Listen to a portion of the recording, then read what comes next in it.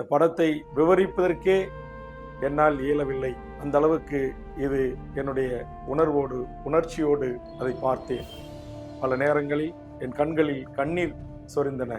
ஒரு வீரன் தன்னோடு போராட்ட களத்தில் எதிரி நாட்டு இராணுவத்தோடு போராடி மார்பிலே குண்டை தாங்கி விழுந்தபோது அவனை தூக்கி கொண்டு வந்து பங்கரில் வைத்து அவனை உயிரை காப்பாற்றுவதற்கு மருத்துவ போராளிகளும் எப்படி அர்ப்பணிப்புணர்வோடு பணி செய்கிறார்கள் என்பதையெல்லாம் மிக மிக அழகாகவும் அழகியலாகவும் தத்துருவாகவும் வலிகளோடும் வேதனைகளோடும் நாளைய நமது இளைய தலைமுறை இதை ஒரு படிப்பினையாக பாடமாக எடுத்துக்கொள்ள வேண்டும்.